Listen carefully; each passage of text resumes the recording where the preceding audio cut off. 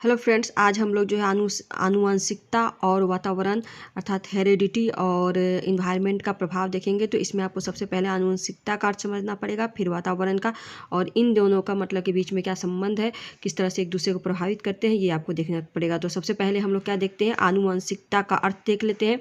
तो आनुवंशिकता का सीधा सीधा अर्थ है कि गुणों का एक पीढ़ी से दूसरी पीढ़ी में स्थानांतरण। आनुवंशिकता को स्थिर सामाजिक संरचना माना जाता है। इसमें सीधे सीधे आप ये समझ लीजिए कि आनुवंशिकता मतलब ये हुआ कि जैसे आपके फादर, किसी के फादर से उसके बेटे में वो गुण जाता है, फिर उससे जो है उसके बेटे में ये गुण जाता है। तो इस तरह से जो एक पूर्वजों से जो बहुत पीढ़ी से जो है गुणों का जो ट्रांसफ़र होता रहता है उसे आनुवंशिकता कहते हैं। और ये क्या है, ये आनुवंशिकता को स्थिर सामाजिक संरचना भी माना जाता है। इसे मतलब आप इसे याद रखिएगा कि ये क्या है, स्थिर, मतलब इसको अगर कहा जाए कि कैसा है तो ये स्थिर सामाजिक संरचना है। इस तरह का क्वेश्चन प्रीवियस ईयर क्वेश्चन में पूछा गया है, इसीलिए मैंने इसे यहाँ लिख दिया है। अगर पूछेगा आनुवंशिकता कैसा है, आनुवंशिकता का जो गुण है वो किस तरह का है, तो वो आपको स्थिर बताना पड़ेगा कि एक स्थिर सामाजिक संरचना के अंतर्गत ये आता है। आगे बढ़ेंगे तो आनुवंशिकता का प्रभाव आप देख लीजिए कि आनुवंशिकता का प्रभाव जो है कैसे कैसे पड़ता है। तो सबसे पहले आप देखेंगे शारीरिक लक्षणों पर प्रभाव पड़ता है। मतलब जैसे अगर पिता का रंग रूप या जो है ऊंचाई, हाइट, ग्रोथ, मोटा पतला, ये सब क्या होता है, ये सब बच्चों में, और साथ साथ में मानसिक स्तर पर भी जो है बच्चों में जो है वो ट्रांसफ़र हो जाता है। तो इसे ही जो है शारीरिक लक्षण कहते हैं। तो इसके अंतर्गत बालों के रंग रूप, आकार, शारीरिक गठन, ऊंचाई इत्यादि का निर्धारण क्या करता है, आनुवंशिक गुणों के आधार पर होता है। जैसे आँखों का रंग, कई बीमारियों का ट्रांसफ़र भी बच्चों में हो जाता है। जैसे आप इसमें कलर ब्लाइंडनेस देखेंगे, जिसमें क्या होता है, बच्चे को जो है और लाल रंग में जो है पहचानने में उसे असमर्थ होता है। और जीन्स के आधार पर जो है ये किस तरह, दो तरह से इसका ट्रांसफ़र होता है। पहला होता है समलक्षणी, इसे जो है टाइपिक कहते हैं। तो इसमें क्या कहलाता है, फेनोटाइपिक में होता है जब कोई अभिलक्षण दिखाई भी देता है और प्रदर्शित भी होता है, जैसे आँखों का रंग, तो उन्हें हम जो है फोनोटाइप कहते हैं, मतलब लक्षणी कहते हैं। मतलब ऐसा क्या हुआ, जैसे कि मतलब कोई चीज़ लक्षण है, जैसे उसके फादर में जो है वो ठीक बच्चे में भी वो क्या होता है, अब ट्रांसफ़र भी हो जाता है, और साथ साथ अगर वो दिखाई भी देता है, मतलब उसमें बच्चे में क्या हो कि वो आपको जो है ट्रांसफ़र हो, ठीक है ना, ट्रांसफ़र हो और प्रदर्शित भी हो जाए, ठीक है ना, दिखाई भी देने लगे, तो उसे क्या कहते हैं, उसे कहते हैं जो है फेनोटाइप। आगे बढ़ेंगे तो आप इसका दूसरा रूप देखेंगे, तो दूसरा रूप में आपको आएगा समजीनोटाइप, ठीक है ना। जीनोटाइप वे जीन जो आगे संचारित या ट्रांसफ़र तो होते हैं परंतु प्रदर्शित नहीं होते हैं। मतलब जैसे पिता से, अगर पिता का हाइट बहुत अधिक तेज है, ठीक है ना, और ये बच्चे का हाइट भी बहुत तेज़ी से बढ़ा, तो इसको क्या कहते हैं, इसे समलक्षणी कहते हैं, जो पहला वाला है। और इसमें क्या होता है, इसमें जैसे कि जैसे पिता बुद्धिमान है, ठीक है ना, और बच्चा भी उसी तरह से बुद्धिमान है, तो ये क्या हुआ, ये ट्रांसफ़र तो हुआ बच्चों में, लेकिन क्या होता है, वो दिखाई नहीं दिया, तो उसे क्या कहते हैं, उसे समजीनोटाइप कहते हैं। आगे आप देखेंगे बुद्धि पर भी प्रभाव पड़ता है बच्चों का, ठीक है ना। पहले ही मैंने बता दिया कि बुद्धि और शरीर दोनों पर भी प्रभाव पड़ता है।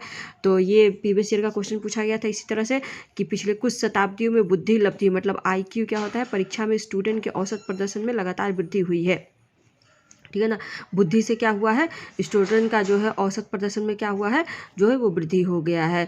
IQ मतलब जो है इंटेलिजेंट होता है, जो इंटेलिजेंट क्वेश्चन होता है, मतलब जो भी बुद्धि से संबंधित जो भी कोई भी क्रियाकलाप होता है, तो आप देखिएगा औसत प्रदर्शन में क्या होता है, लगातार बच्चों में क्या होती है, वो वृद्धि। चरित्र पर भी प्रभाव पड़ता है, जैसे उसके गार्जियन का जो है चरित्र होगा, उसी तरह से जो है उसका भी चरित्र होगा। अब हम आते हैं पर्यावरण या वातावरण या परिवेश, तीनों का मतलब एक ही है, और इंग्लिश में इसे इन्वायरमेंट कहते हैं। मतलब इसे आप पर्यावरण कह लीजिए, वातावरण कह लीजिए या परिवेश कह लीजिए, एक ही है।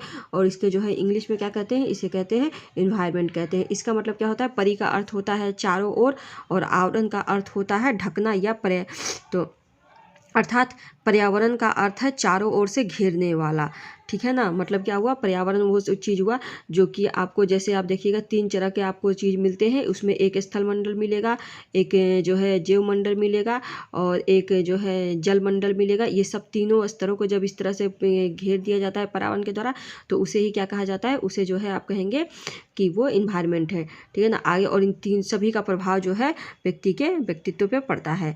अर्थात मानव, जल, वनस्पति, पहाड़ जो है पठार, नदी, वस्तु आदि से घिरा हुआ होता है, यही सब मिलकर क्या करते हैं, पर्यावरण का निर्माण करते हैं।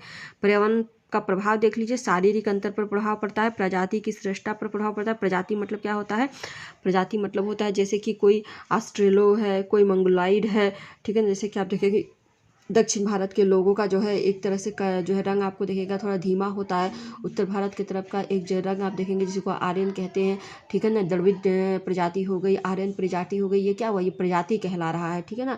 तो प्रजाति मतलब होता है और उनकी कुछ खास विशेषताएं होती है। जैसे ऑस्ट्रेलिया में का एक अपना प्रजाति होता है। उसके बाद से आप अफ्रीका में देखिएगा तो नेग्रो प्रजाति की होती है। तो ये सब प्रजाति होता है। व्यक्तित्व पर भी प्रभाव पड़ता है इसका, मानसिक विकास पर भी प्रभाव पड़ता है और बालक पर बहुमुखी प्रभाव पड़ता है। निष्कर्ष में आते अगर हम आते हैं तो अगर प्रश्न ये उठता है कि जो है बालक के विकास में आनुवंशिकता का ज़्यादा प्रभाव है या पर्यावरण का, तो इसका उत्तर होगा दोनों का ही बराबर प्रभाव होता है।